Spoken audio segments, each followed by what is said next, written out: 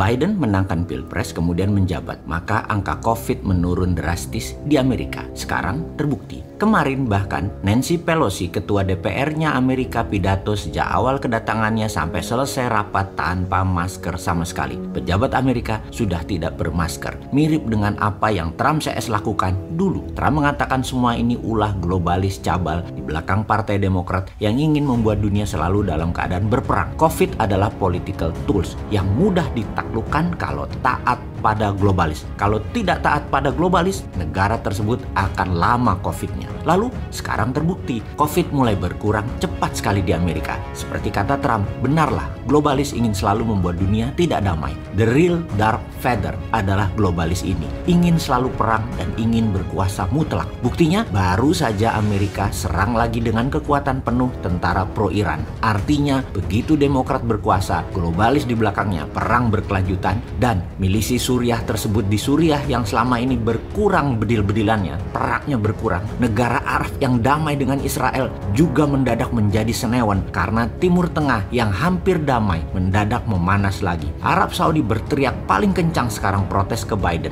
Benarlah, begitu Biden, Demokrat, globalis berkuasa, perang mulai lagi. Dan ini sebenarnya yang dulu oleh Trump berusaha digagalkan. Ingat, bukan Biden ya, globalis di belakangnya yang menentukan semua ini, termasuk globalis di belakangnya Tiongkok. Patriotik nasionalis menjadi dianggap gerakan rebel di dunia ini. Kaum patriotik nasionalis menjadi terlihat anak nakal ketika mementingkan negara dan bangsanya sendiri terlebih dahulu. Kalau mengandaikan pakai film Star Wars, maka Darth Vader adalah globalis, di mana para Jedi yang nasionalis patriotis harus bersembunyi di planet-planet tak berpenghuni karena dikejar-kejar oleh tentara Stormtrooper-nya Darth Vader. Itulah kaum nasionalis saat ini, di mana ketika Trump sudah tidak berkuasa lagi, globalis semakin menjadi-jadi karena tidak ada orang gila lagi yang menghalangi mereka. Indonesia saja sudah takluk lama, ASEAN sudah dimainkan sejak lama. Vakum sebentar di zaman Trump, sekarang balik lagi. Demokrat berkuasa, globalis berkuasa. Secara analisa memang Partai Demokrat biangnya mengawali kekisruhan di mana-mana. Sekali lagi,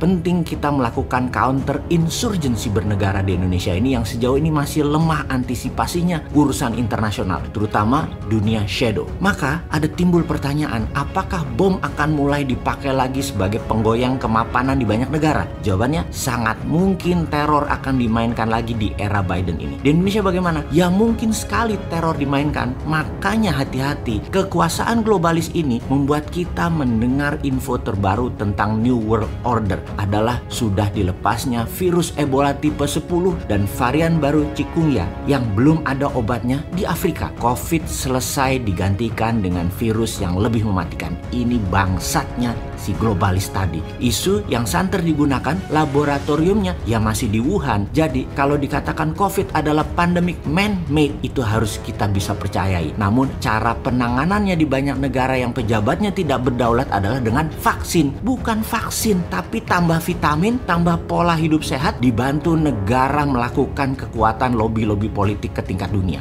Jangan-jangan pada nggak tahu lobbynya kemana. Ya kasihan deh lu. Oke, kita buktikan kalau virus itu man-made disaster. Jarak Wuhan ke New York adalah 8.700 km. Jarak Wuhan ke Paris 8.900 km. Jarak Wuhan ke Iran 6.500 km. Wuhan ke India 3.500 km.